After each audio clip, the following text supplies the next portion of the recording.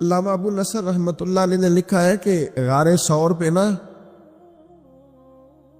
حضرت ابو بکر صدیق رضی اللہ تعالیٰ عنہ نے نبی کریم علیہ السلام کی خدمت میں عرض کیا تھا کہ یا رسول اللہ صلی اللہ تعالیٰ علیہ وسلم آپ رکیں، پہلے میں جاتا ہوں، آپ رکیں پہلے میں جاتا ہوں، پھر آپ تشریف لائیے گا۔ تو وہ فرماتے ہیں کہ یہ بات اس بات کی طرف اشارہ ہے کہ جس دل میں ابو بکر صدیق پہلے آئے وہیں حضور تشریف لایا کرتے، اگر جناب صدیق نہ آئے تو پھر حضور بھی۔ وہ فرماتے ہیں نبی پاک علیہ السلام نے چونکہ کبھی کسی کا احسان رکھا نہیں، حضور نے فرمایا چل ٹھیک ہو گیا، ابو بکر سودا کر لیتے، وہ یا زبان حال سے سودا ہو گیا۔ غار میں پہلے صدیق گئے اور پھر حضور آئے، اور مزار میں پہلے حضور گئے پھر صدیق آئے، فرمایا جا تجھے بدلا دی۔ حضرت ابو بکر صدیق رضی اللہ تعالیٰ عنہ وہ خوبصورت آدمی ہیں جنہوں نے اپنا اعتماد بنایا تو بنایا کہاں؟ امام الانبیاء کی بارگاہ میں۔ اور میں حیران ہوتا ہوں کہ یہ کس طرح کا سونا سا بندہ ہے جس پر نبی پاک نے اعتماد کیا اور سب سے زیادہ کیا، اور وہ چیزیں جو مطلب بندہ کہتا ہے نا کہ یار یہ مطلب یہ تو میری پراپرٹی ہے، یہ سارا کچھ، اس طرح کا حضور کا رویہ۔ حضرت صدیق اکبر بھی موجود نہیں، حضرت عمر بھی موجود نہیں، ایک بندے نے آ کے عرض کی یا رسول اللہ صلی اللہ علیہ وسلم ایک عجیب واقعہ ہوا، یہ بخاری میں ہے، حضور ایک عجیب واقعہ ہوا ہے، ایک بندہ بیل پہ سوار ہوا ہے، بیل بول پڑا ہے، بیل نے اس کو بول کے کہا ہے کہ بھئی میں نا ہل چلانے کے لیے ہوں، کھیتی باڑی کے لیے ہوں، میں سواری کے لیے نہیں، سواری کے لیے دوسرے جانور ہوتے ہیں، آپ کو پتہ ہے سواری گھوڑے پہ ہوتی ہے، اونٹ پہ ہوتی ہے، تو میں کوئی سواری کے لیے نہیں، میں تو ہل کے لیے ہوں۔ وہ بول پڑا ہے، پوچھنا چاہتا تھا حضور یہ بات ماننے والی ہے، پوچھنا چاہتا تھا۔ وہاں نہ حضرت ابو بکر ہے نہ حضرت عمر ہے، حضور کیا فرماتے ہیں؟ فرمایا میں بھی مانتا ہوں، ابو بکر بھی مانتا ہے، عمر بھی مانتا ہے، اللہ چاہے تو بیل بول سکتا ہے، میں بھی مانتا ہوں، ابو بکر بھی مانتا ہے، عمر بھی مانتا ہے۔ اس کا کیا مطلب ہے؟ شارحین حدیث کہتے ہیں اس کا مطلب یہ ہے، حضور بتانا چاہ رہے ہیں جو میں کہہ دوں نا یہ دونوں فوراً ہی مان جاتے ہیں۔ یہ اعتبار ہے عزیز بھائی۔ حضرت صدیق اکبر کا جو انداز ہے نا، میں آپ کو عرض کروں، خانقاہوں پہ غریب لوگ، آستانوں پہ غریب لوگ، مساجد میں غریب لوگ، میلاد کی محفل میں غریب لوگ۔ اقبال نے بہت پہلے کہا تھا کہ آ کے صف آرا جو ہوتے ہیں تو غریب، اور نام لیتا ہے گر کوئی ہمارا تو غریب۔ یہ غریب لوگ ہیں جو آ کے یہاں اللہ اللہ کرتے ہیں۔ عمراء تو اپنی دولتوں میں اور بڑی بڑی دعوتوں میں اور بڑے بڑے معاملات میں مصروف رہتے ہیں۔ حضرت صدیق اکبر امیر آدمی تھے اور ان کا بڑا نام تھا، جانے جاتے تھے۔ جب انہوں نے کلمہ پڑھا نا، ہلچل مچ گئی کہ ابو بکر کلمہ پڑھ گئے۔ یہ جو آیت میں نے تلاوت کی ہے نا وَاتَّبِعْ سَبِيلَ مَنْ أَنَابَ إِلَيَّ، اس آیت کی تفسیر میں علامہ سید محمود آلوسی اندلسی رحمۃ اللہ علیہ صاحب تفسیر روح المعانی میں لکھا ہے کہ یہ جو اللہ فرماتے ہیں نا اس کے پیچھے چل جو میری راہ لایا، یہ آیت کب نازل ہوئی؟ فرماتے ہیں حضرت صدیق اکبر نے کلمہ پڑھا تو جنگل کی آگ کی طرح خبر پھیل گئی، ہر کونے میں باتیں ہونے، اور ابو بکر بھی کلمہ پڑھ گئے۔ اتنا بڑا تاجر، سردار، اپنے قبیلے کا مالدار بندہ ابو بکر، حضرت ابو بکر صدیق رضی اللہ تعالیٰ عنہ اتنے بڑا نام رکھتے تھے۔ اب انہوں نے جب کلمہ پڑھا نا تو ان کے جو دوست تاجر تھے نا، بڑے بڑے لوگ جنہوں نے اونٹ رکھے ہوں، ان کے دروازے بھی اونچے ہی ہوتے ہیں، تو اونچے دروازوں سے اونچے لوگ ہی آتے ہیں، اونچے اونچے لوگ ان کے دوست تھے۔ کون؟ سب سے امیر آدمی حضرت عبد الرحمن ابن عوف، مکے کے بہترین تاجر حضرت عثمان غنی، حضرت زبیر بن عوام، حضرت سعید بن زید، حضرت طلحہ بن عبید اللہ، یہ ان کے دوستوں کی جماعت تھی۔ یہ سارے اکٹھے ہو کے نا تو تصدیق کرنے گئے، جا کے کہنے لگے ابو بکر آپ نے کلمہ پڑھ لیا، سنا ہے؟ آپ فرمانے لگے سادہ تو نہیں نا اس سوال کا جواب، یہ کوئی عام کسی کا ذکر تو نہیں نا کہ میں فٹافٹ کر دوں ذرا بیٹھ جاؤ، یہ بات کہ میرے دل آمنا کے لال کی باتیں کرے، ذرا بیٹھو نا، تسلی سے بیٹھو۔ بیٹھ گئے۔ حضرت صدیق اکبر نے بات شروع کی، انہوں نے نا کلام شروع کیا تو اس میں والہانہ پن اتنا تھا، پیار اتنا تھا، انہوں نے حضور کا تذکرہ یوں کیا، کبھی اخلاق کی بات، کبھی کردار کی بات، کبھی تعلیم کی سچائی کی بات، کبھی زبان کی صداقت کی بات، کبھی لفظوں کی رانائی کی بات، کبھی نبی پاک نے جو حقوق بتائے ان کا ذکر، اس انداز میں حضور کا ذکر کیا کہ وہ جو تصدیق کرنے آئے تھے نا کہ آپ نے کلمہ پڑھا کہ نہیں پڑھا، وہ سارے بھی کلمہ پڑھ کے مسلمان ہو گئے، وہ بھی سارے سودا لینے کے لیے بازار گئے ہم، اور ہاتھ اس کے بکے جس کے خریدار گئے ہم، وہ بھی سارے حضور کی بارگاہ میں آ گئے حضرت صدیق کے ساتھ اور کلمہ پڑھ گئے۔ یہ جو اعتماد ہے نا حضرت صدیق اکبر کو حاصل، نبی پاک کا اعتماد، یہ ہمیں بتاتا ہے کہ دنیا میں قیمتی چیز اعتماد ہے۔ یعنی آپ پر کوئی اعتماد کرتا ہے کہ نہیں؟ غریبی آ جانا اتنا مشکل مسئلہ نہیں، حالات اوپر نیچے ہوتے رہتے، لیکن آپ کا اعتماد کس طرح کا ہے؟ سوسائٹی میں آپ کو کس نام سے جانا جاتا ہے؟ آپ کے اپنے کیا رائے رکھتے ہیں آپ کے بارے میں؟ ان کا یہ خیال ہے کہ یہ بندہ قابل اعتماد نہیں، یہ ہر جماعت کا ممبر ہے، ہر گروپ کا ہی بندہ ہے، ادھر بھی ہے ادھر بھی ہے، وہاں بھی ہے یہاں بھی ہے۔ تو آپ اگر با اعتماد نہیں تو پھر کچھ بھی نہیں، اور اگر آپ کا اعتماد ہے تو پھر بڑا مزیدار ہوتا ہے وہ آدمی جو غریبی میں بھی ساتھ ہو، امیری میں بھی ساتھ ہو، شہرت میں بھی ساتھ ہو، گمنامی میں بھی ساتھ ہو، وہ بڑا کمال شخص ہوتا ہے۔ وہ ایک درویش کہا کرتے تھے حضرت صدیق اکبر کا کمال یہ ہے کہ انہوں نے یاری تو مکے میں لگائی تھی، یاری لائی سانے مکے چ تے جوان کرائی سانے بدر چ تے نال نبھائی نے قبر چ، پانی پرن سہیلیاں تے رنگا رنگ کڑے، اسی تے پھر پریا اس دا ہی جانیے جس دا توڑ چڑھے۔ ایک ایسی عجیب دوستی، ایک قبر تک ساتھ، کیا مقدر ہے صدیق و فاروق کے جن کے گھر رحمتوں کے خزینے میں۔ حضرت ابوبکر صدیق پر اعتماد کیا گیا، پیار کیا گیا، حضور نے ان کو نوازا۔ نبی پاک کا خیال تھا کہ ہر معاملے میں کئی باتیں بتا سکتا ہوں کہ حضرت عمر جیسے آدمی نے کہا یا رسول اللہ یہ فیصلہ کیوں ہو گیا، آپ سچے، قرآن سچا، اسلام سچا، کیوں ہو گیا؟ تو نبی پاک نے فرمایا اس لیے ہو گیا کہ تیری سمجھ میں نہیں بھی آ رہا، صحابہ کی نہیں بھی آ رہا، تو میں پھر بھی اللہ کا رسول ہوں۔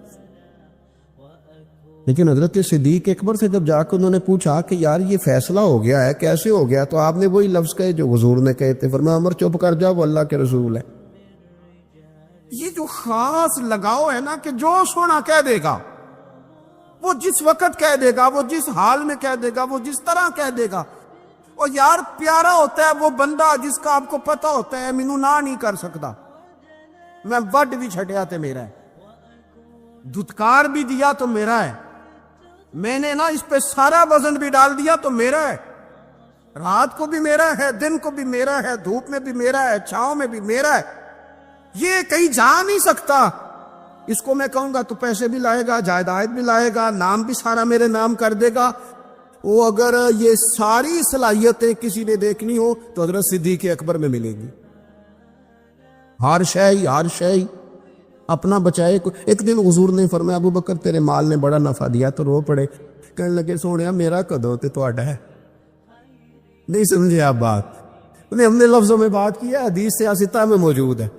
ابو بکر کے مال نے بڑا نفع دیا تو حضور نے میرا مال کہا تھا، کہنے لگے سونیا مال بھی تہاڈا ہے، جان بھی تہاڈی، کیا پیش کروں آقا، کیا چیز ہماری ہے، یہ دل بھی تمہارا ہے، یہ جان بھی تمہاری ہے۔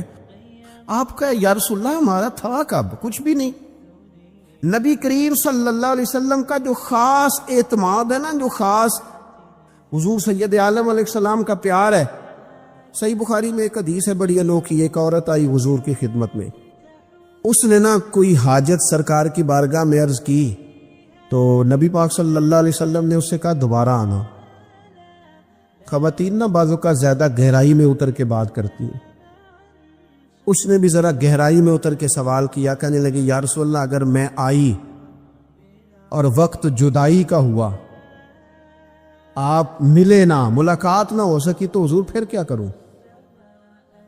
نبی کریم علیہ السلام نے فوراً فرمایا میں نہ تجھ سے ملا نا، اگر تو ابو بکر صدیق تو ملے گا نا، آپ کو ابو بکر صدیق تو ملیں گے نا، ان سے ملاقات کر لینا۔ خاص نبی پاک صلی اللہ تعالی علیہ وسلم نے نا اعتماد کیا حضرت صدیق اکبر پر، اور گہرا، اور حضور کی نا یہ خواہش تھی کہ ابو بکر صدیق سے ساری امت پیار کرے۔ حضور نے فرمایا ابو بکر کے مال نے مجھے بڑا نفع دیا، انہوں نے اپنی جان کے ساتھ میرے ساتھ بڑی وفاداری کی۔ امام سیوطی حدیث لائے ہیں، حضور نے فرمایا ابو بکر سے پیار کرنا اور ابو بکر کا شکریہ ادا کرنا میری ساری امت کے لیے ضروری ہے۔ کیا ہی اچھا ہو کہ 22 جمادی الثانی کو چھٹی ہو حضرت صدیق اکبر کے نام، گلی گلی نیچے سے لے کر اوپر تک حضرت صدیق اکبر کے نام کی کانفرنسیں ہو، لوگوں کو حضرت صدیق اکبر کی روشن تعلیمات سے، کردار سے، سوانے سے، سیرت سے آگاہی ہو۔ کیا ہی اچھا ہو کہ حضرت صدیق اکبر رضی اللہ تعالیٰ عنہ کا عنوان سیرت ہماری درسی کتابوں میں شامل ہو۔ یہ جو خود غرضی کا دور آیا ہے، بے وفائی کا دور آیا ہے، یہ جو اپنے حصے کا لالچ بٹورنے کا دور آیا ہے، اس دور میں ضرورت زیادہ بڑھ گئی ہے کہ حضرت صدیق اکبر کا ذکر کیا جائے۔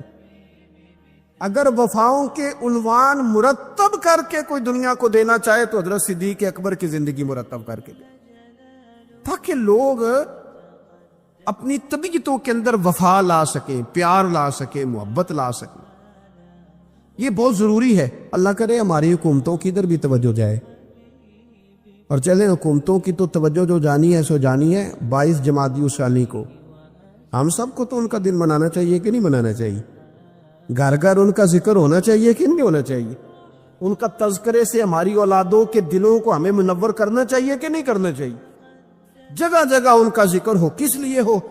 کہ حضور نے فرمایا ہے کہ ابو بکر کا شکریہ بھی ادا کرو اور میرے ابو بکر سے محبت بھی کرو۔ کیوں؟ اس لیے کہ سرور کائنات صلی اللہ تعالی علیہ وآلہ وسلم نا حضرت صدیق اکبر سے بڑا پیار کرتے۔ بخاری شریف میں نا ایک عجب روایت ہے، انوکھا اس کا طرز ہے اور سمجھنے لائق ہے۔ حضرت ابو دردہ رضی اللہ تعالیٰ عنہ فرماتے ہیں کہ کسی بات میں نا حضرت عمر فاروق رضی اللہ تعالیٰ عنہ اور سیدنا ابو بکر صدیق رضی اللہ تعالیٰ عنہ کی شکر رنجی ہو گئی، اختلاف رائے ہو گیا۔ لوگ کٹھے رہتے ہیں تو ہو بھی جاتا ہے۔ آپ فرماتے اختلاف رائے ہو گیا تو حضرت ابو بکر صدیق فرماتے ہیں کہ میں نے پہلے سخت بات کی تھی، پھر مجھے احساس ہوا تو میں نے عمر سے معافی مانگی، لیکن سیدنا عمر کے مزاج میں جلال تھا، طبیعت میں، انہوں نے معاف کرنے سے انکار کر دیا۔ حضرت صدیق اکبر وہاں سے نکلے اور سیدھے نبی کریم کی بارگاہ میں حاضر ہوئے۔ تھوڑی دیر گزری تو حضرت عمر کہتے ہیں مجھے بھی احساس ہوا کہ ارے یار، جب حضرت ابو بکر نے درگزر کا کہا تھا تو مجھے کر دینا چاہیے تھا، میں نے بات کو طول دیا۔ فرماتے ہیں میں ان کے گھر گیا تو پتہ چلا وہ تو حضور کی بارگاہ میں گئے ہوئے۔ فرماتے ہیں میں وہاں سے نکلا، نبی کریم کی بارگاہ میں حاضر ہوا۔ حضرت صدیق اکبر نے بات سنا دی تھی، یا رسول اللہ صلی اللہ علیہ وسلم مجھ سے ایک سخت بات ہو گئی۔ عمر ناراض ہو گئے، پھر میں نے معافی چاہی لیکن عمر نے معاف نہیں کیا۔ حضرت ابو دردہ فرماتے ہیں جناب عمر جب حضور کی بارگاہ میں آئے تو میں نے نبی پاک کے چہرے پہ جلال دیکھا، حضرت صدیق اکبر نے بھی دیکھا، حضرت عمر نے بھی دیکھا، غضب سے ان کے خدا بچائے جلال نظر آ رہا تھا کہ حضور شدید جلال میں ناراض ہے۔ کہتے ہیں حضرت صدیق اکبر اٹھے، حضور کے قریب جا کے تو گھٹنوں پہ ہاتھ رکھ دیا، عرض کی یا رسول اللہ غلطی میری تھی، عمر سے میں نے معافی چاہی لیکن ان کی مرضی تھی، انہوں نے معاف نہیں کیا۔ حضور وہ میں بھول گیا تھا، میری غلطی تھی۔ تو نبی کریم نے کس طرح کلام فرمایا؟ فرمایا عمر تمہاری قوم نے نا مجھے جھٹلایا تھا، ابو بکر نے میری تصدیق کی تھی۔ فرمایا لوگ تلواریں لے کے مجھے شہید کرنے نکلے تھے، ابو بکر نے سینہ کھول کے میرا دفاع کیا تھا۔ حضرت ابو بکر صدیق نے گھٹنے پکڑے، یا رسول اللہ میری غلطی ہے، حضور مہربانی فرمائے، میں کون ہوں مال خرچ کر سکوں، میری کیا حیثیت ہے؟ یا رسول اللہ صلی اللہ علیہ وسلم نہیں، وہ ایسی بات کوئی نہیں۔ تو محبوب فرمانے لگے کیا جملے ہیں، کیا درد ہے۔ حضور نے فرمایا عمر کیا تم میری وجہ سے ابو بکر کو چھوڑ نہیں سکتے تھے؟ مانا کیا ہے کہ اگر بات ہو بھی گئی تھی تو تم میرا جان کے، میرا محبوب جان کے، پیارا جان کے چھوڑ نہیں سکتے تھے؟ حضرت ابو دردہ کہتے ہیں وہ دن اور تا دم وصال پھر کسی بندے نے حضرت صدیق اکبر کو تکلیف نہیں دی۔ حضرت ابو بکر صدیق رضی اللہ تعالیٰ عنہ کی قیادت کا عجیب رنگ ہے کہ اگر ملی، قومی، عالمی قیادت والے ان کے پیچھے چلیں گے تو انہیں بھی بڑی خیرات ملے گی۔ وہ دلیر لیڈر، وہ دلیر رہنما کہ جنہوں نے منکرین زکوٰۃ کے معاملے میں اور عقیدہ ختم نبوت کے تحفظ کے لیے یہاں تک اعلان کر دیا کہ بھئی یہ کام میں ضرور کروں گا، چاہے میں مدینہ شریف میں اکیلا رہ جاؤں مدینہ منورہ میں، اور جنگل کے درندے آ کے میری بوٹیاں نوچ کے لے جائیں، تو پھر بھی قیادت چونکہ میرے ذمے ہے تو میں سب کچھ قربان کر کے بھی دین متین کا تحفظ کروں گا۔ یہ ہے ان کی وہ قیادت جس کے پیچھے پھر لوگ چلے۔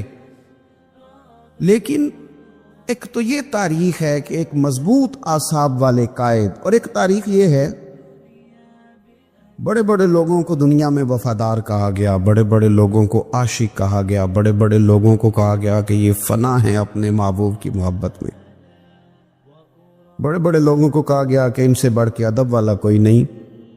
لیکن تاریخ لکھنے والے اور قوموں کے حالات قلم بند کرنے والے اور لوگوں کو ادب کا، عشق کا، وفا کا پیغام دینے والے جب بھی قلم اٹھاتے ہیں نا اور وفا کی وہ حد تک جانے لگتے ہیں تو انہیں سب سے پہلے جو نام نظر آتا ہے وہ حضرت ابو بکر صدیق کا ہے۔ وفا بھی ختم ہے، ادب بھی ختم ہے، عشق بھی ختم ہے۔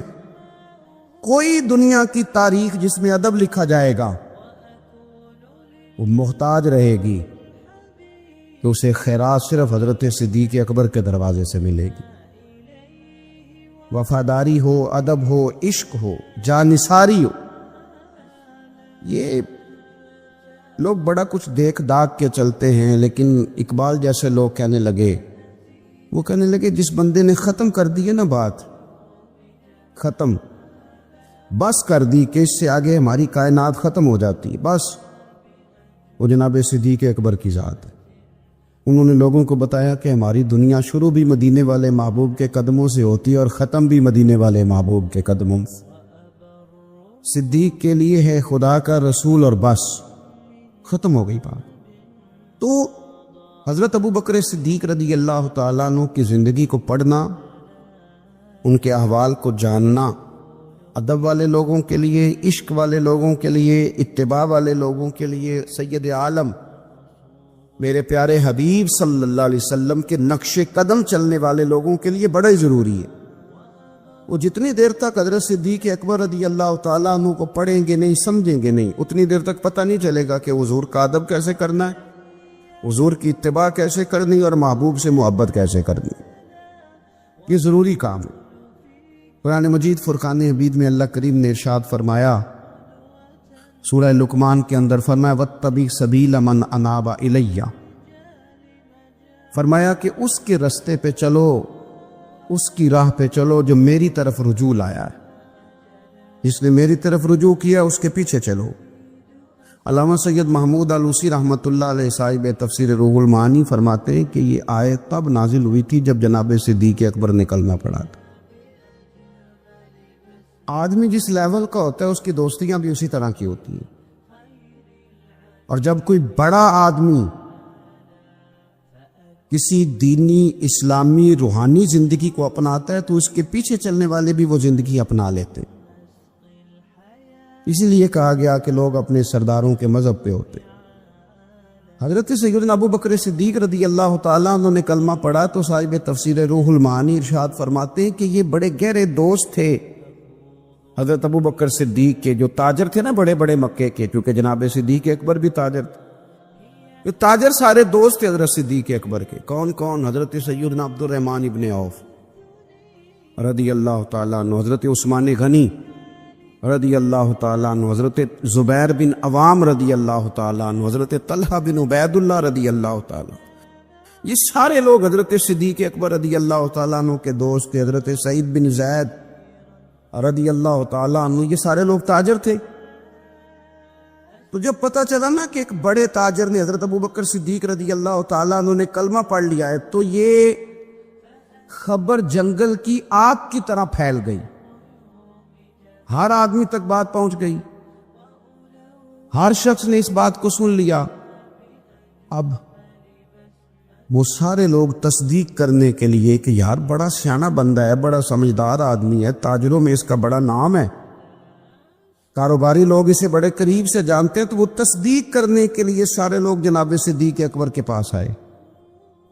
حضرت صدیق اکبر سے تصدیق اس طرح کی سنی، اس طرح کی تصدیق سنی، اس طرح کی تصدیق سنی کہ پھر سارے ہی مدینے والے محبوب کا کلمہ پڑھ گئے، حضور کا کلمہ پڑھ گئے، بس تصدیق کرنے آئے، تصدیق کرنے آئے حضور سے۔ اور نبی پاک صلی اللہ تعالیٰ تیریاں ویکھ کے اداواں تے میں مرید ہی ہو گئی۔ پھر وہ سارے حضور سید عالم آئے تھے تصدیق کرنے، سودا لینے کے لیے بازار گئے ہم، پر ہاتھ اس کے بکے جس کے خریدار گئے ہم۔ تو وہ نا حضور کی غلامی میں آ گئے۔ تو سمجھ لیں اس بات کو اور اس پر غور کر لیں کہ نبی پاک علیہ الصلوۃ والسلام کے اس غلام کا یہ حال ہے کہ یہ کلمہ پڑھیں تو مکے کے بڑے بڑے تاجروں میں انقلاب برپا کر دیں۔ اتنا اثر ہوا باقی لوگوں پہ کہ وہ تصدیق کرنے آئے تھے، تصدیق کرنے، اور ایسی تصدیق انہوں نے کی، ایسی تصدیق کی کہ پھر ساری زندگی مدینے والے محبوب کے گن گا گئے گزار دی، ساری زندگی حضور سید عالم صلی اللہ علیہ وسلم۔ حضرت ابو بکر صدیق رضی اللہ تعالیٰ عنہ نے اپنی مقدس زندگی کے اندر نبی کریم صلی اللہ علیہ وسلم کی بارگاہ میں وقت گزارا۔ آپ مختلف مقامات پر قرآن مجید کو دیکھیں گے تو حضرت صدیق اکبر رضی اللہ تعالیٰ عنہ کی مختلف شانیں آپ کو قرآن حکیم میں نظر آئیں گی۔ اللہ کریم نے قرآن مجید میں ارشاد فرمایا سورہ بقرہ میں کہ الذین ينفقون اموالهم باللیل والنہار سرا وعلانیہ، فرمایا کچھ لوگ ایسے ہیں جو اللہ کے راستے میں خرچ کرتے ہیں اعلانیہ بھی اور چھپا کر بھی۔ اور وہ کس طرح خرچ کرتے ہیں؟ رات کو بھی خرچ کرتے ہیں اور دن کو بھی خرچ کرتے ہیں، اعلانیہ بھی، چھپا کے بھی، دن کو بھی، رات کو بھی۔ تو یا اللہ ملے گا کیا؟ فرمایا فَلَهُمْ أَجْرُهُمْ عِنْدَ رَبِّهِمْ، ان کا اجر ان کے رب کے پاس ہے، وہ اللہ کے پاس ہے، اور راز ہے، ان کا اجر ان کے رب کے پاس ہے۔ اب ان پر نہ کوئی خوف ہوگا نہ وہ غمگین ہوں گے۔ یہ وہ لوگ ہیں جو رات کو بھی خرچ کرتے ہیں، دن کو بھی خرچ کرتے ہیں، اعلانیہ بھی خرچ کرتے ہیں، چھپا کے بھی خرچ کرتے ہیں۔ تفسیر روح المعانی ہی کو آپ دیکھ لیں تو علامہ سید محمود آلوسی اندلسی رحمۃ اللہ علیہ فرماتے ہیں کہ حضرت صدیق اکبر کا ایک دفعہ خرچ تو ہمیشہ کرتے رہتے تھے، ایک دفعہ ارادہ بن گیا، اس آیت کے شان نزول میں لکھتے ہیں ایک دفعہ ارادہ بن گیا کہ میں نے 40,000 دینار خرچ کرنے اللہ کی بارگاہ، اور کرنے اس طرح ہے کہ دن کو بھی خرچ کرنے، اور اگر کوئی آدمی رات کو لینا چاہے تو اسے یہ نہ محسوس ہو کہ یہ تو صرف اجالے میں دینے والے ہیں، اگر کوئی رات کی تنہائی میں لینے آئے گا تو اسے بھی دیں گے، خرچ کریں گے اللہ کے راستے میں۔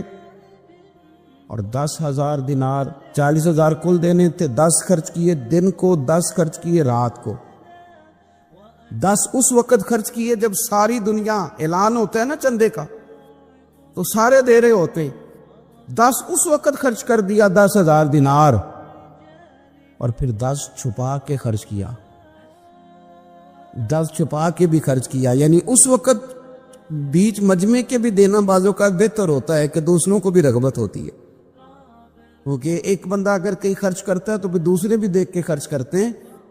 تو جب سب دے رہے تھے تب بھی دیا, اور جب کوئی نہیں دے رہا تھا تو تب بھی دیا, اور دن کو بھی دیا اور رات کو بھی دیا. تو رب کریم نے پھر اس کا ذکر قرآن مجید میں فرما دیا. تو حضرت ابو بکر صدیق رضی اللہ تعالیٰ عنہ کی حیات مبارکہ کو آپ پڑھیں, اس پر آپ غور کریں. ایک مقام نہیں, درجنوں مقامات آپ کو ایسے ملیں گے. اسی طرح امام فخر الدین رازی رحمۃ اللہ علیہ تفسیر کبیر میں فرماتے ہیں کہ یہ جو آیت ہے نا, ان الذین قالوا ربنا اللہ ثم استقاموا تتنزل علیہم الملائکہ, بے شک وہ لوگ جنہوں نے کہا کہ ہمارا رب اللہ ہے, پھر وہ اس پر قائم ہو گئے تو ان پر فرشتے اترتے ہیں. اور فرشتے کیا کہتے ہیں؟ اللہ تخافوا ولا تحزنوا, خبردار خوف نہ کرو, غم نہ کھاؤ. وَأَبْشِرُوا بِالْجَنَّةِ الَّتِي كُنْتُمْ تُوعَدُونَ, اور خوش ہو جاؤ اس جنت پر, تمہیں خوشخبری دینے آئے ہیں اس جنت کی جس کا رب نے تمہارے ساتھ وعدہ کیا ہے. تو امام راضی کہتے ہیں یہ جو کہا نا کہ وہ لوگ جنہوں نے کہا اللہ ہمارا رب ہے, پھر وہ ڈٹ گئے, پھر ان پر فرشتے اترے اور فرشتے خوشخبری دینے کے لیے اترے. فرمایا یہ بھی حضرت ابو بکر صدیق کی شان میں نازل ہوئی ہے. اس لیے کہ حضرت صدیق اکبر نے اس وقت کلمہ پڑھا تھا جب کوئی اور کلمہ نہیں پڑھتا تھا. پہلے مسلمان حضرت صدیق اکبر آزاد مردوں میں سے پہلے مسلمان, آپ نے کلمہ پڑھا. رش دیکھ کے تو بھائی عام جگہ پہ بھی بڑے لوگ آ جاتے ہیں, لیکن تنہائیوں میں, ابتدا میں, بالکل شروع میں جس ہستی نے صرف جلوہ والضحیٰ دیکھا. آج لوگ بڑے جمہوریت پسند ہیں کہ ساری دنیا جدھر جائے گی ہم نے ادھر جانا ہے, جدھر رش زیادہ ہوگا اس وقت ہم چلیں گے. لیکن حضرت ابو بکر صدیق رضی اللہ تعالیٰ عنہ اس وقت کلمہ پڑھا جب اسلام پر تنہائیاں تھیں, غربتوں کا دور تھا. انہوں نے یہ نہیں دیکھا کہ ساری دنیا کدھر ہے, انہوں نے یہ دیکھا کہ میرے محبوب کی رضا کدھر ہے. اور پھر اس پر انہوں نے تکلیفیں برداشت کی. تکلیفیں پلیٹ میں رکھ کے نہیں غلامی مل جایا کرتی, تکلیفیں برداشت کی, مار بھی کھائی, مال بھی دیا, تکلیف بھی سہی, تانے بھی سہے, باتیں بھی سنی. قبیلے کے اندر سے بھی مخالفت ہوئی, باہر سے بھی مخالفت ہوئی, وہ ڈٹے رہے. تو آپ فرماتے جب یہ ڈٹ گئے نا تو پھر میں نے بھی ان کی مدد کے لیے فرشتے نازل کر دیے. پھر اللہ تبارک و تعالیٰ نے انہیں کوئی لاوارث نہیں چھوڑا, پھر ان کی مدد اللہ نے اپنے فضل سے فرمائی. حضرت صدیق اکبر رضی اللہ تعالیٰ عنہ کی مقدس حیات مبارکہ, اس پر بے شمار فضائل میں آپ کو احادیث ملیں گی, بے شمار آپ کو آیات بینات ملیں گی. سمجھنے کی چیز یہ ہے ان کی زندگی کو دیکھا جائے, پڑھا جائے. میں نے بڑا غور کیا ہے, جتنا کو میرا محدود سا مطالعہ ہے, جتنا کو میں فہم اور علم رکھتا ہوں, میں نے بڑا غور کیا ہے اور بڑی باریکی سے کیا ہے, اور ان کی زندگی کے شب و روز کو بار بار پڑھا ہے. اور وہ جتنے پیچ و تاب ہیں ہجرت سے لے کر بدر تک اور بدر سے لے کر فتح مکہ تک, ہر میدان, ہر جگہ, ہر کوچہ, ہر نگر, ایک ہی بات سمجھ میں آئی ہے کہ جس طرح پروانہ چراغ کے گرد گھوم کے زندگی گزار دیتا ہے, گھوم کے زندگی گزار دیتا ہے. روشنی جہاں نظر آتی ہے تو پروانہ ساتھ ہی نظر آتا ہے, کہیں اور دکھائی دیتا ہی نہیں. اسی طرح میرے پیارے حبیب نبی کریم صلی اللہ تعالی علیہ وسلم کی نبوت کی روشنی کے گرد جو پروانہ دیوانہ وار ہمیں نظر آتے ہیں, ان کا نام حضرت ابو بکر صدیق ہے. حضور کی رضا کو پا لینا۔ حضور کیا چاہتے ہیں اس چاہت کے مطابق کوشش کرنا۔ جس نے میرے نبی پاک علیہ الصلوۃ والسلام کے ساتھ عداوت رکھی اس کے ساتھ عداوت رکھنا، اسے اپنا دشمن جاننا۔ جس کے ساتھ میرے نبی کریم صلی اللہ تعالی علیہ وسلم کی غلامی کا رشتہ ہو گیا، جو حضور کا وفادار ہو گیا، اس کے ساتھ دست شفقت پھیرنا، اس سے پیار کرنا۔ حضور صلی اللہ علیہ وسلم نے خود فرمایا کہ میری امت پر سب سے زیادہ نرمی کرنے والے ابو بکر صدیق ہیں۔ اس کے ساتھ محبت کرنا، اس کے ساتھ پیار کرنا، اپنی ظاہری زندگی کو، اپنے وجود کو، اپنی خواہشات کو، اپنی اولاد کو، اپنے تعلق کو، سب کو پیچھے رکھ کے سب سے آگے اپنے محبوب کی ذات کو رکھنا۔ یہ کمال صرف حضرت صدیق اکبر ہی کو حاصل ہے۔ لوگ عمل کرتے ہیں پر مزیدار نہیں کرتے، چل پڑتے ہیں پر پورا نہیں چلتے، رشتہ بناتے ہیں پر سوچتے ہیں کہ اتنا ہی کافی ہے، اتنی زیادہ وفا اور اتنی زیادہ پیچھے چلنے کی کیا ضرورت ہے۔ لیکن حضرت ابو بکر صدیق رضی اللہ تعالیٰ نے جو رشتے بنائے، پھر وہ رشتے نبھائے، پھر انہوں نے حضور کی اس غلامی کو نبھا کے دکھایا۔ کلمہ پڑھا۔ ہمارے ایک بزرگ فرمایا کرتے تھے ابو بکر نے دوستی لگائی تھی مکے میں اور جوان کرائی بدر و احد خندق میں، اور فرماتے ہیں ساتھ نبھائی ہے قبر میں بھی۔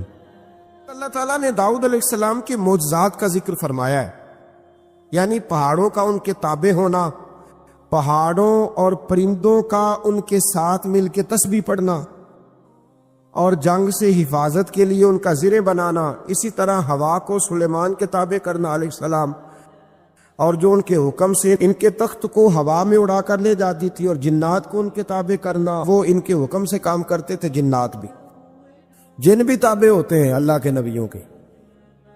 جب نبی پاک طائف سے واپس آئے تھے تو حضور پریشان تھے، تو جنوں کی جماعت نے آ کے کلمہ پڑھا، کہا یا رسول اللہ اگر وقتی طور پر انسان نہیں مانتے تو ہم تو حاضر ہیں نا، ہمیں کلمہ پڑھا دیں۔ جن رسول اللہ کے غلام بنے۔ تو حضرت سلیمان کا تخت بھی ہوا میں اڑتا تھا۔ کبھی کسی زمانے میں لوگ اس پر اعتراض کرتے تھے کیسے اڑ سکتا ہے، جب سے جہاز اڑنے لگ گیا ہے نا، اب سائنسدانوں نے اس پہ اعتراض کرنا چھوڑ دیا ہے، باقی بھی ساری چیزوں پہ چھوڑ جائیں گے آہستہ آہستہ۔ انسان سے مجبوری میں کوئی کام ہو جائے تو وہ تو معاف ہوتا ہے، لیکن وہ کہے کہ میں بھول گیا تھا، میرا دھیان نہیں رہا تھا، مجھے یاد نہیں رہا تھا، تو یہ غفلت ہے۔ تو غافل اب جب آپ ہو جاتے ہیں تو پھر غفلت انسان کو روز بروز زیادہ غافل کرتی جاتی ہے۔ مال کماتے کماتے مقصد مال نہیں بنانا، دولت حاصل کرتے کرتے محبت دولت کی نہیں دل میں پیدا کرنی، بال بچے، گھر بار، مکان، اس کے پیچھے بھاگتے بھاگتے ایسا نہ ہو کہ پلٹ کر دیکھیں تو ہمارا بہت سا روحانی، فکری اور ذہنی نقصان ہو چکا ہو۔ بہت سارے لوگ ہم میں سے ایسے ہیں جو الحمدللہ مقصود نہیں دولت کو بناتے، جن کا مقصود رزق حلال ضرور ہے، لیکن وہ اس کو اپنے ذہن پہ سوار نہیں کرتے، صرف دولت کی ہو کے زندہ نہیں ہے، وہ اللہ کے بندے بن کے زندہ ہے، رسول اللہ صلی اللہ علیہ وسلم کے غلام بن کے فخر محسوس کرتے۔ دولت کی طرف جتنی زیادہ ہماری توجہ ہو گئی ہے اور مال کی جانب جتنا زیادہ ہمارا ذہن ہو گیا، سارے رشتے مال میں تلنے لگ گئے، ہر چیز کو اسی عینک سے دیکھا جانے لگا ہے۔ اللہ تعالیٰ نے قرآن مجید میں ارشاد فرمایا کہ یا ایھا الذین آمنوا لا تلھکم اموالکم ولا اولادکم عن ذکر اللہ، اے ایمان والو تمہارا مال اور تمہاری اولاد تمہیں اللہ کے ذکر سے کہیں غافل نہ کر دے۔ اولاد بھی تمہاری ہے، مال بھی تمہارا ہی ہے، رہے گا بھی تمہارے پاس، لیکن اس کی موجودگی میں غافل نہ ہو جانا، غافلوں جیسی زندگی نہ بتانا۔ جو لوگ سڑک کو منزل بنا لیتے ہیں، وہ رستے میں رہ جاتے ہیں۔ سڑک جو ہوتی ہے وہ راستہ ہوتی ہے، منزل نہیں ہوتی۔ یہ جو رزق ہے، دولت ہے، مال ہے، اولاد ہے، یہ تو سارا رستہ ہے اللہ کی طرف جانے کا، کہ تھوڑا سا رزق حلال کمائیں، کمر سیدھی ہو جائے، اور پھر ہم اپنے رب کریم کی عبادت کریں۔ ہم رزق حلال کمائیں تاکہ ہم ہاتھ پھیلانے سے بچیں، اور ہم اللہ کے بندوں کی ضروریات کا خیال کریں، دین کے کاموں میں اپنے آپ کو مشغول کریں، کچھ نہ کچھ اپنا حصہ پیش کریں۔ یہ مقصود تھا، یہ منزل نہیں، یہ تو صرف ایک رستہ تھا۔ ہم نے اب کیا کیا ہے کہ یہی چیز ہماری منزل بن کے رہ گئی ہے۔ رات پیسے گننا، سویرے اٹھ کے پھر گننا شروع کر دینا، پیسوں میں رشتوں کو تولنا، پیسے کے ساتھ ہی اپنے آپ کو ہر وقت لگائے رکھنا۔ الجھ کے رہ گئے ہیں لوگ، الجھ کے، اور پھر کوئی بندہ جیت نہیں رہا۔ ہمارے دادا بھی یہی کہتے تھے کہ کچھ پیسے کمانے ہیں تاکہ بچے پال لوں، یہ کہتے کہتے چلے گئے۔ ہمارے ابا بھی یہی کہتے تھے، پھر اس کے بعد ہم نے بھی یہی بولنی شروع کر دی ہے، تو جیتا تو کوئی بھی نہیں، جیتا تو کوئی بھی نہیں۔ مال کو ضرور حاصل کرے۔ حضرت بہاءالحق نقشبند بخاری رحمۃ اللہ علیہ فرماتے، میں نے مینا کے میدان میں ایک نوجوان دیکھا جو لاکھوں کا کاروبار کر رہا تھا، لاکھوں کا، دیناروں کا کاروبار کرتا تھا، سونے چاندی ہیرے جواہرات کا کام کرتا تھا، لیکن فرماتے میں نے اس کے دل پہ نظر ڈالی، لاکھوں کا کام کرتا تھا پر اس کا دل ایک منٹ کے لیے بھی اپنے رب کی یاد سے غافل نہیں تھا۔ ہر وقت اس کا دل اپنے مالک کی یاد میں مصروف تھا، ہر وقت۔ ارشاد فرماتے ہیں کہ میرا شروع میں اس کے بارے میں گمان یہ تھا کہ دیکھو یہ شخص کیا کر رہا ہے، پیسہ کما رہا ہے، دولت کے چکر میں پڑا ہوا ہے۔ فرماتے ہیں کہ پھر میں نے ایک اور منظر دیکھا، ایک اور رنگ میں نے دیکھا کہ وہ کما رہا تھا، اور پھر اختتام حج میں میں نے دیکھا کہ جو کمایا تھا سارا اللہ کے بندوں پہ خرچ کر رہا تھا۔ آپ اور میں، ہم نے دیکھنا صرف یہ ہے کہ کہیں ایسا تو نہیں ہے کہ دولت میں الجھ گئے۔ بہت سارے لوگوں نے یہ کہا تھا، ہم سنتے تھے جب کوئی آدمی جانے لگتا تھا نا پردیش پیسہ کمانے کے لیے، تو وہ کہا کرتا تھا کہ میں ملک سے باہر جا رہا ہوں، 2 4 5 سال لگا کے آؤں گا، واپس آ کے پھر یہاں میں نے کوئی کام کرنا ہے، تھوڑے سے پیسے کماؤں تاکہ یہاں نہ پھر میرا سلسلہ کوئی بن جائے۔ وہ 3 سال لگانے گئے تھے پر 30 گزر گئے ہیں، لوٹ کے واپس کوئی نہیں آئے۔ وہ 4 سال کا کہہ کے گئے تھے پر سال 40 ہو گئے، لوٹے نہیں۔ کیوں نہیں لوٹے؟ اس لیے کہ پہلے مفاد چھوٹا تھا، خیال یہ تھا کہ تھوڑے سے پیسے آ جائیں گے، بچوں کا خرچہ چلنے لگ جائے، فیسیں پوری ہونے لگ جائیں، اور مجھے کسی سے مانگنا نہ پڑے، تو بس پھر میں کامیاب ہوں۔ یہ طے کیا تھا۔ اس کے فوراً بعد پھر جب باہر گئے تو خیال آیا کہ نہیں، صرف پنکھے کا نہیں، اے سی کا بل بھی دینا پڑے گا۔ پھر تھوڑا اور آگے بڑھے تو خیال آیا کہ چھوٹی گاڑی پہ گزارا نہیں ہوتا، بڑی گاڑی نہ لے لیں۔ پھر خیال آیا کہ بڑی گاڑی لی ہے تو یہ تو اندر کھڑی نہیں ہوتی، سامنے والا پلاٹ مل جائے تو ذرا گراج اچھا بن جائے گا۔ پھر الجھتے الجھ گئے دوستو۔ پھر نہ مالک حقیقی کی جانب وہ نظر جو ہماری ہونی چاہیے تھی نہ رہی۔ ذوق سے نماز پڑھتے تھے، پھر ہماری نمازیں مختصر ہو گئیں۔ ہم سویرے اٹھ کے ذوق سے قرآن پاک پڑھتے تھے، پھر وہ وقت بھی ہمارا دفتر کی تیاری میں لگ گیا۔ رات درود شریف پڑھتے تھے، لیکن وہ بھی سارا ہمارا حساب کتاب میں وقت گزر گیا۔ ہم نے یہ سمجھا ہی نہیں کہ دولت کارخانہ نہیں دیتا، دولت سیٹ صاحب نہیں دیتے، دولت آپ کو آپ کی فیکٹری نہیں دیتی، دینے والے تو رب کریم کی ذات ہے۔ تو جہاں سے آنا تھا وہاں توجہ دینی چاہیے تھی کہ جہاں صرف ایک سبب تھا، ذریعہ تھا۔ حضرت اویس کرنی رضی اللہ تعالیٰ عنہ، ہمارے صوفیاء میں ایک لفظ بولا جاتا ہے فقر بوزر۔ یعنی کچھ لوگ ایسے ہیں جو سیدنا ابو ذر غفاری رضی اللہ تعالیٰ عنہ کے طریقے پہ چلتے ہیں. ایک لفظ بولا جاتا ہے فقر بوذر. کچھ لوگ فقر بوذر کے قائل تھے، اسی مزاج کے قائل تھے حضرت سیدنا ویس کرنی رضی اللہ تعالیٰ. ان کے ذہن میں ایک بات بیٹھ گئی تھی کہ یار دینے والا اللہ ہے، دینے والا عزت بھی اللہ دے گا، رزق بھی اللہ دے گا. بلکہ امام غزالی رحمۃ اللہ علیہ نے تو حدیث لکھی ہے، آپ فرماتے ہیں کہ نبی پاک صلی اللہ علیہ وسلم نے فرمایا جس نے بندوں سے عزت تلاش کی رب اسے رسوا کر دے گا. جو سیاست کر کے عزت حاصل کرنا چاہتا ہے، جو اس طرح کا ماحول بناتا ہے کہ میں کوئی ایسے کام کروں کہ لوگ میری واہ واہ کریں، لوگوں سے عزت کا حصول کرنے والے کو رسوا کر دیا جاتا ہے.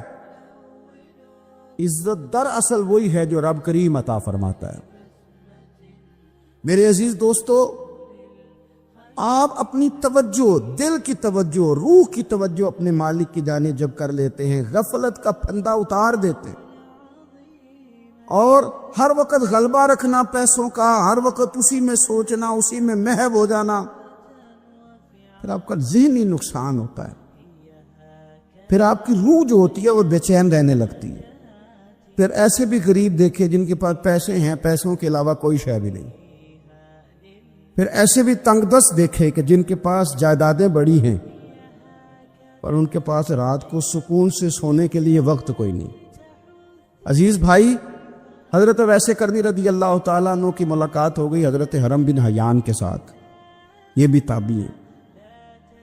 تو حضرت حرم بن حیان رحمۃ اللہ علیہ کہتے ہیں یہ نا ہم تو خیر بڑی ساری باتیں سنتے ہیں تو نصیحت نہیں نہ حاصل کرتے. ویسے بھی یہ دور تقریریں سننے کا ہے. جو عمل کرنے والے لوگ تھے ان کا کیا طریقہ تھا کہ وہ ایک دو جملے کافی تھا. علم و بس کری ہو یار، وہ ایک کوئی حرف تینوں درکار. جملہ ایک بھی تیرے لیے کافی ہے، لیکن شرط یہ ہے کہ تو عمل کا ارادہ رکھتا ہو، تیرا خیال ہو کہ عمل کرنا ہے. وہ لوگ نا مختصر سی باتیں کرتے، مختصر سی نصیحتیں کرتے، لیکن وہ عکس جلدی کرتے، اس میں سے اپنے لیے خیر جلدی تلاش کرتے. حضرت حرم بن حیان کی ملاقات ہوئی حضرت ویس کرنی رضی اللہ تعالیٰ عنہ کے ساتھ. تو حضرت حرم بن حیان کہتے ہیں میں نے عرض کی حضور میں کسی ملک میں جا کے رہنا چاہتا ہوں، کہیں سکونت اختیار کرنا چاہتا ہوں، یہاں سے ہجرت کرنا چاہتا ہوں، تو مجھے کوئی آپ مشورہ دے میں کہاں جاؤں. تو فرماتے ہیں کہ میں نے جب یہ سوال کیا تو حضرت ویس کرنی نے مجھے اشارہ دیا، فرمانے لگے ملک شام چلا جا. کہتے میں نے اگلا سوال کیا حضور وہاں جا کے کاروبار کیا کروں گا، رہوں گا کیسے، کھاؤں گا کہاں سے. تو فرماتے ہیں حضرت ویس کرنی نے رومال اٹھایا، کندھے پہ رکھا اور چلنے لگے. میں نے کہا حضور آپ نے سوال کا جواب ہی نہیں دیا. تو فرمانے لگے جس دل کو ابھی تک یہی یقین نہیں آیا کہ روزی کون دیتا ہے اسے میں نصیحت کیا کروں. میں تجھے نصیحت کروں جسے آج تک یہی نہیں پتا کہ روزی کون دیتا ہے. تو ابھی تک اپنے دل کو پکا ہی نہیں کر پایا کہ روزی رب دیتا ہے. او خدا کے بندے کیا نصیحت کروں تجھے، تو ابھی تک یہاں اڑا ہوا ہے. تیرا جو توکل ہے وہ مضبوط ہونا چاہیے، تیرا بھروسہ اپنے رب کی ذات. تو غافل ہو گیا اللہ سے، تو نے اسباب پر بھروسہ سارا کرنا شروع کر دیا. اسباب اختیار کیے جاتے ہیں، بھروسہ رب کریم پہ کیا جاتا ہے. ہماری جو غفلت ہے نا وہ بھلا کیوں ہوئی ہے؟ اس لیے ہوئی ہے کہ پیسے کسی کو بھی برے نہیں لگتے. پتہ نہیں ان میں کیا کشش ہے. یہ نہ آپ کسی جگہ بھی ان کا نام لے لیتے ہیں یا کسی جگہ بھی آ جاتے ہیں تو یہ برے لگتے ہی نہیں. یہ جناب بڑی بڑی فقیری کا دعویٰ کرنے والے اور لوگوں کو طریقت اور تصوف کا درس دینے والے ان کو بھی اچھے لگتے ہیں. یہ تو جناب جو لوگوں کو کہہ رہے ہیں فقیر ہو جاؤ فقیر ہو جاؤ، وہ خود امیر ہوتے جا رہے ہیں. یہ پتہ نہیں ان میں کیا ہے ایسا خاص. ہمارے ایک استاد تھے تو مزاج میں بڑی ظرافت تھی، حالانکہ بڑے اللہ والے بندے تھے. تو بات بڑی وہ دل لگی کی کیا کرتے تھے. تو ایک دن ہم نے پوچھا استاد جی خوشبو کون سی اچھی لگتی ہے؟ کہنے لگے بیٹا جو پیسوں میں سے آتی ہے وہ مجھے بڑی اچھی لگتی ہے، اس لیے کہ ملتے کم ہیں. ہمارا نا جب اس طرح کا ذوق بن جاتا ہے نا، آپ مزاج بنا لیتے ہیں پیسوں کا. لوگ سمجھتے ہیں کہ غریبی کا ڈر شاید زیادہ ڈر ہے، لیکن کبھی آپ دروازہ رسول پہ جائیں نا تو حضور نے تو کوئی اور ڈر بیان کیا ہے. حضرت ابو عبیدہ بن جراح رضی اللہ تعالیٰ عنہ بحرین سے نا مال لے کے آئے بہت سارا، حضور نے بھیجا، جزیہ لینے گئے یا مال غنیمت کا کچھ مال تھا، آپ لے کے مسجد میں آئے تو لوگوں کو پتہ چل گیا کہ آج مال آیا ہے۔ اب سب کو حصہ ملتا تھا اس میں سے، بدریوں کو زیادہ ملتا تھا، باقی لوگوں کو بھی ملتا تھا۔ تو فجر کی نماز کے بعد لوگ گھروں کو جایا کرتے تھے، لیکن آج پتہ چلا نا مال آیا ہے۔ تو یہ سیاستہ میں حدیث موجود ہے، سب لوگ مسجد میں بیٹھے رہے۔ حضور علیہ السلام نے فرمایا تمہیں پتہ چل گیا مال آیا ہے؟ عرض کی حضور ہاں۔ فرمایا تمہیں بانٹنے لگے ہیں، دینے لگے ہیں۔ ہم نا غریبی سے ڈرتے ہیں، ہم اپنے بچوں کے لیے دعا کرتے ہیں ان پہ غربت نہ آئے، ہم اپنے بہن بھائیوں کے لیے دعا کرتے ہیں ان پہ غربت نہ آئے، کرنی چاہیے، لیکن ذرا اس حدیث کے مفہوم کو بھی دیکھیے گا۔ نبی پاک صلی اللہ تعالی علیہ وآلہ وسلم نے فرمایا تمہیں دینے لگے ہیں، مال آ گیا ہے، لیکن میرے قریب نے اپنی امت کے لیے جس چیز کا ڈر محسوس کیا وہ کیا ہے؟ حضور کے دل میں کس چیز کا خدشہ تھا وہ کیا ہے بیان کیا۔ حضور فرمانے لگے لوگو مجھے تم پر غربت کا ڈر نہیں، یہ ڈر نہیں کہ تم غریب ہو جاؤ گے، بلکہ مجھے تو ڈر ہے کہ تم پر دولت پھیلا دی جائے گی، تم زیادہ مالدار ہو جاؤ گے۔ خوف غریبی کا نہیں، خوف تمہارے مال کا ہے۔ اور حضور فرماتے ہیں کہ پھر تم انہی باتوں میں مبتلا ہو جاؤ گے جن میں پرانی امتیں مبتلا ہوئی تھی، اور جب وہ اللہ کی نافرمانی میں مبتلا ہوئی تھی تو پھر وہ ہلاک کر دی گئی تھی۔ مجھے ڈر ہے، مجھے ڈر ہے۔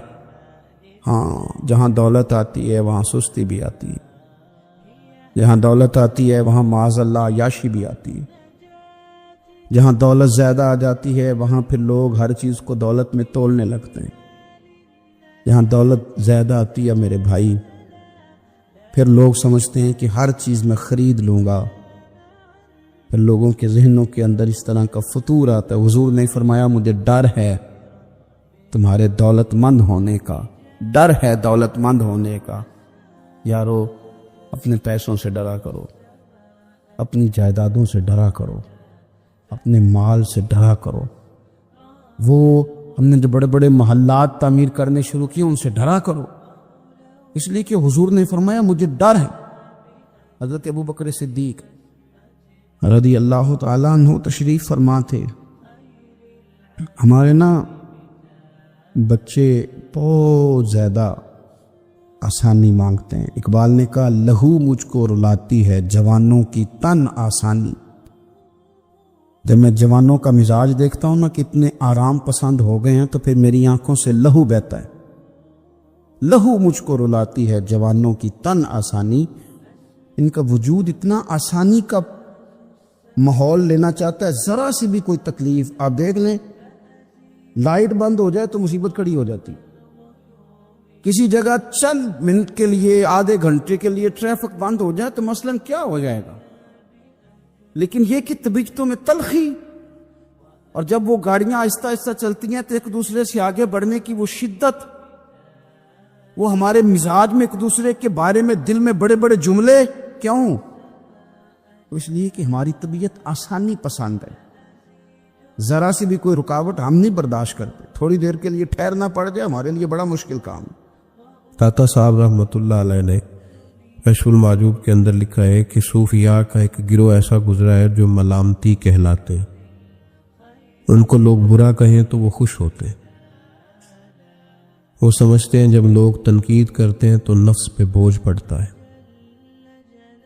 جب کوئی دل توڑتا ہے تو اللہ کی بارگاہ میں رونا آسان ہو جاتا ہے۔ ایک گروہ گزرا ہے صوفیاء کا، وہ پسند کرتے ہیں اس چیز کو، یہ بہت زیادہ تعریف، توصیف، نعرے، شور، یہ بعض اوقات نفس کے تکبر کا سبب بنتا ہے۔ آپ ملاحظہ کر لیں،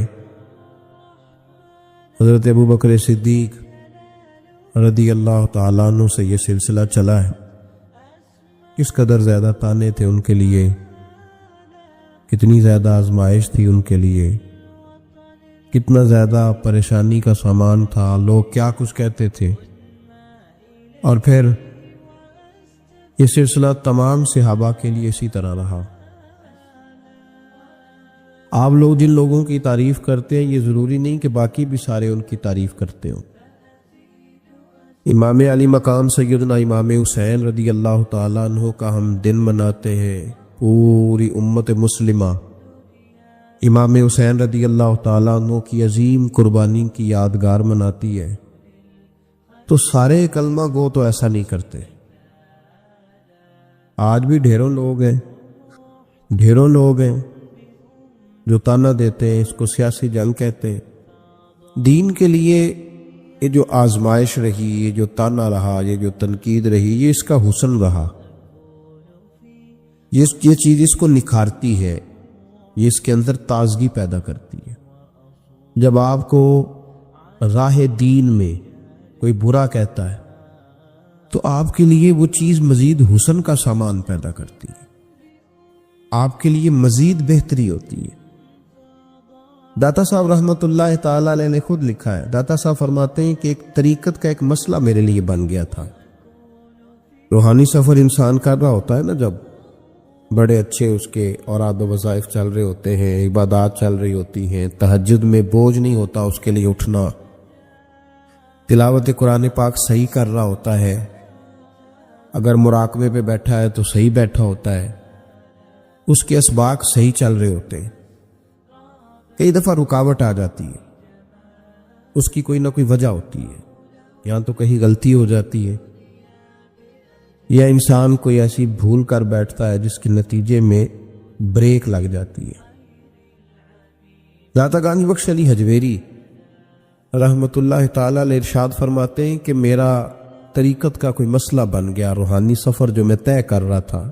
آج کل تو خیر سارے لوگ طے کر کے بیٹھے ہوئے نا، ہم سارے سفر، ہم تو مسافر ہے ہی نہیں، ہم نے تو مکمل کر لیا سفر۔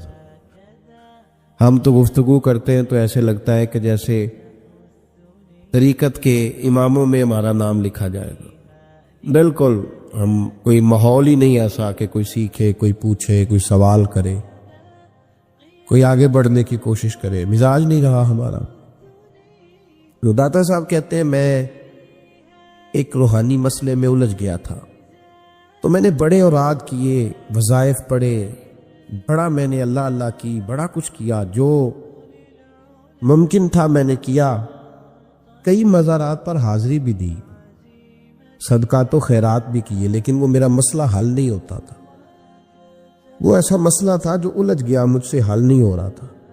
آپ فرماتے ہیں میں چلتے چلتے ایک مسجد میں گیا تو وہاں کچھ درویش بیٹھے تھے، درویش، اور وہ عجیب مجذوب صفت لوگ تھے، ایک گروہ ان کا پورا بیٹھا ہوا تھا۔ فرماتے ہیں انہوں نے میری طرف دیکھا تو میرا مذاق اڑانا شروع کر دیا، پھر انہوں نے خربوزے کھانے شروع کیے، وہ خربوزہ کھاتے تھے اور چھلکے مجھے مارتے تھے۔ آپ فرماتے ہیں وہ چھلکے مار کے پھر ہنستے تھے، پھبتیاں کستے تھے، میرا مذاق اڑاتے تھے۔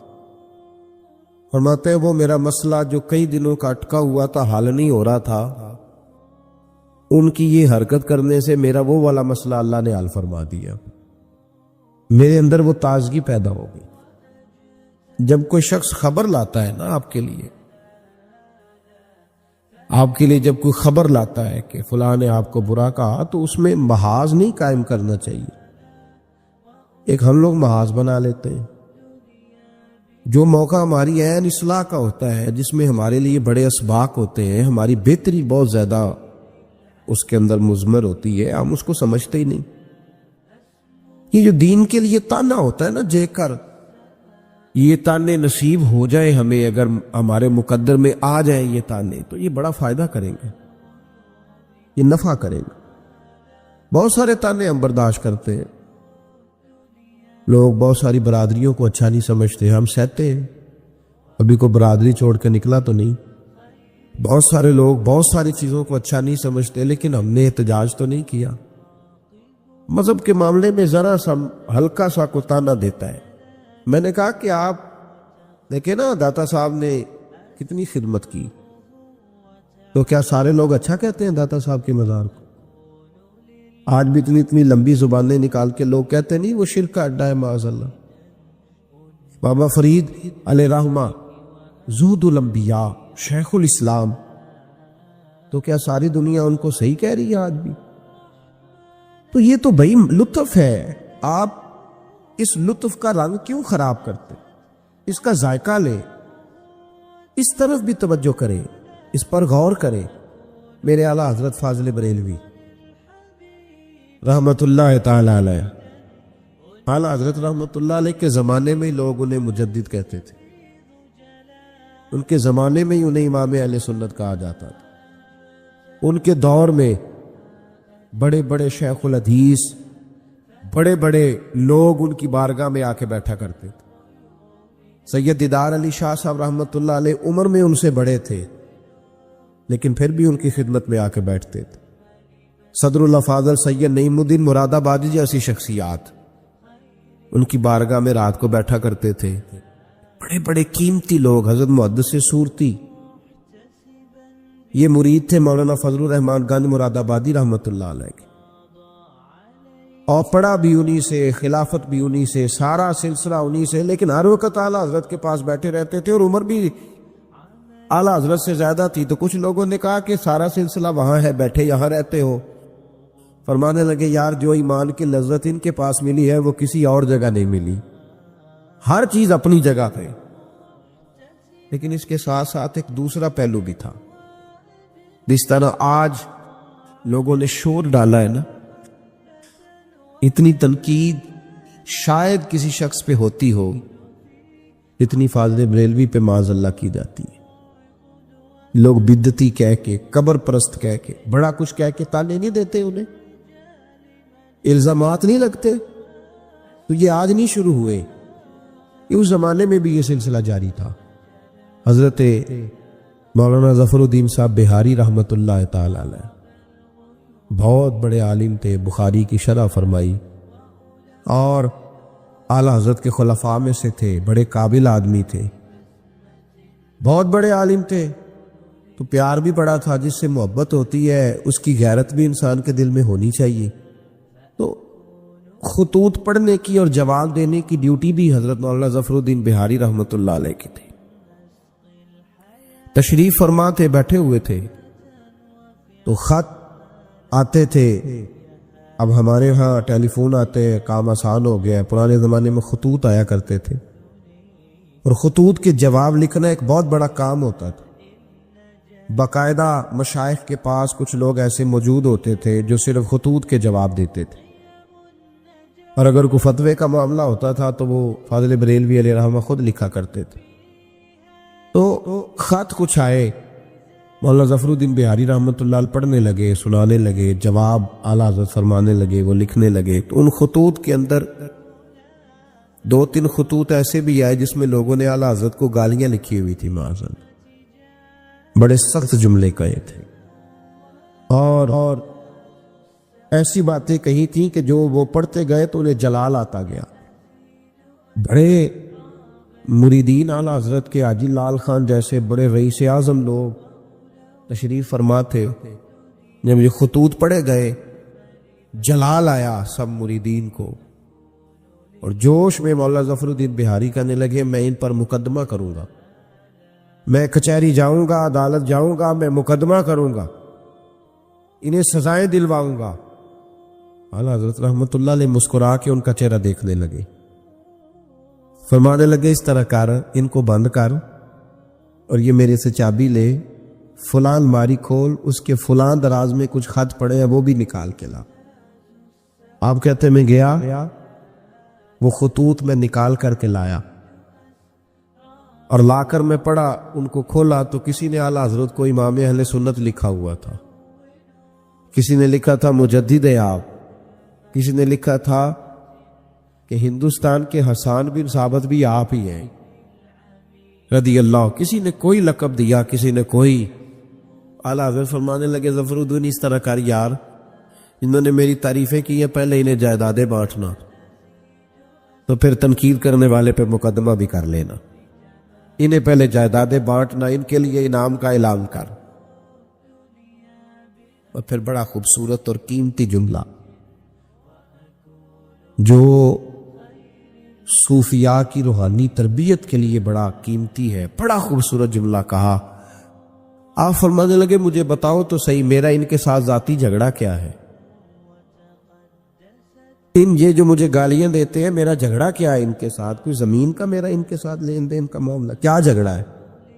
جھگڑا یہ ہے کہ یہ کہتے ہیں جیسا علم نبی پاک کو ہے ویسا جانوروں پاگلوں سب کو ہے، تو میں انہیں کہتا ہوں تم کفر بکتے ہو۔ یہ کہتے ہیں لاٹھی تو فائدہ دیتی ہے، محمد اور علی تو اتنا فائدہ بھی نہیں دیتے، تو میں انہیں کہتا ہوں تم کفر بکتے ہو۔ یہ کہتے ہیں اللہ جھوٹ بول سکتا ہے معاذ اللہ، تو میں کہتا ہوں تم کفر بکتے ہو۔ یہ کہتے ہیں حضور کے بعد بھی کوئی نبی آئے تو ختم نبوت میں فرق نہیں پڑتا، تو میں کہتا ہوں تم کفر بکتے ہو۔ یہ کہتے ہیں گدھے بیل کا خیال آئے تو نماز نہیں ٹوٹتی، نبی پاک کا آ جائے تو ٹوٹ جاتی ہے۔ تو فرمایا میں انہیں کہتا ہوں میرا ان کے ساتھ جھگڑا کیا ہے؟ یہ بس جھگڑا ہے۔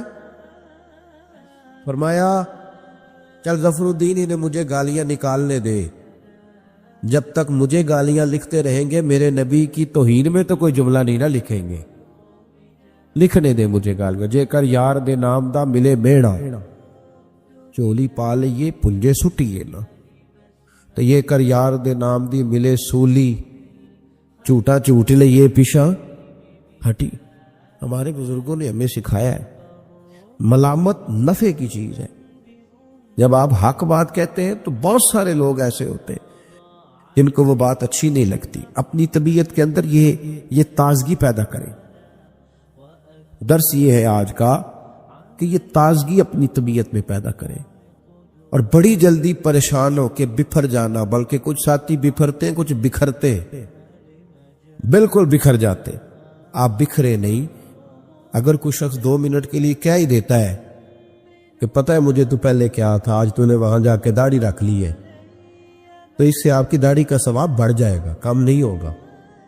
اس سے آپ کا اجر اسے بڑھے گا، آپ کو فائدہ زیادہ ہوگا۔ جتنی نیکی دقت کے ساتھ ہوتی ہے اتنا اللہ اجر زیادہ عطا فرماتا ہے۔ تو آپ بڑی جلدی پریشان نہ ہوا کریں، بڑی جلدی آپ جو ہے وہ اس طرف توجہ نہ کیا کریں کہ یہ مجھے فلاں آدمی یہ کہہ رہا ہے تو اب کیا بنے گا، کس طرح کر کے یہ سلسلہ چلے گا۔ یہ ہمارے بزرگوں نے، ہمارے مشائخ نے، ہماری تربیت کرنے والوں نے یہ اسباق ہمیں پڑھائے کہ اس سے فائدہ ہوتا ہو، اس سے نفع ہوتا ہے۔ بہت سارے لوگ کہتے ہیں میں نے داڑھی رکھ لی تو میرے اندر بڑی کمی ہے، تو لوگ کہیں گے، بہت سارے لوگ تانا دیتے ہیں داڑھی رکھ کے تو اس طرح کرتا ہے۔ تو بھائی بات یہ ہے کہ داڑھی رکھنے کے بعد معصوم کون ہو جاتا ہے؟ یہ کس نے فتویٰ دیا ہے کہ جو رکھ لے وہ معصوم ہے، اب اس سے غلطی نہیں ہوگی؟ تو گناہ چھوڑنے کی کوشش کرنی چاہیے، بلکہ میرا تو نظریہ یہ ہے کہ داڑھی بہت سارے گناہوں سے بچا لیتی ہے بندے کو، بہت ساری گناہوں سے داڑھی بندے کو یہ محفوظ کر لیتی ہے۔ یہ چیزیں آپ کو بچائیں گی، آپ کا تعارف پڑ جائے گا، آپ کے لیے لوگ اچھے جملے کہنے لگ جائیں گے، خیر کا فکر آپ کے لیے ادا کیا جائے گا۔ اس لیے نیکی کے رستے میں جب کوئی آدمی کوئی کسی جگہ پہ کسی شخص کو برا کہے، پھر ایک اور سوال ہے، اس کا جواب بھی بڑا ضروری ہے۔ کہتے ہیں جب میں برا تھا مجھے کوئی تنگ نہیں کرتا تھا، کسی کی طاقت نہیں ہوتی تھی، اب میں اچھا ہو گیا ہوں تو سارے چڑھائی کر جاتے ہیں۔ او بھائی بات سنو، بڑی سادی سی بات، میں نے شاید پہلے بھی ایک دفعہ یہ جملہ کہا تھا آپ کو سمجھاتے ہوئے، پھر کہتا ہوں۔ میرے محبوب پاک صلی اللہ تعالی علیہ وسلم کی سیرت کے جو کمالات ہیں ان میں سے ایک بہت بڑا کمال یہ ہے کہ نبی پاک کی ذات تک لوگوں کی رسائی بڑی آسان تھی، آسان رسائی تھی، کسی کو مشکل، کسی کو دقت نہیں ہوتی تھی حضور تک پہنچنے میں، آسان رسائی۔ اگر کوئی شخص سمجھنے لگ گیا تیرے بارے میں کہ تجھے میں کچھ کہہ لوں گا تو اب یہ کچھ کہے گا نہیں، تو اس میں حرج کیا ہے؟ کیا حرج ہے؟ اور ایک نسخہ اور دے رہا ہوں، اس پہ بھی عمل کر کے دیکھیں۔ ایک ہوتا ہے کسی کے ساتھ لڑائی کرنا، وہ 2 منٹ کی ہوتی ہے، آپ کو کسی نے کچھ کہا، جواب میں آپ نے 2-3 باتیں کی، تو یہ 2 منٹ کی جنگ ہے، یہ ختم ہو گئی، اس سے آپ کو سکون نہیں ملے گا۔ اور اگر آپ سزا دینا بھی چاہتے ہیں تو سامنے والے کو سزا نہیں ملے گی، لیکن اگر سامنے والے نے سخت جملہ کہا،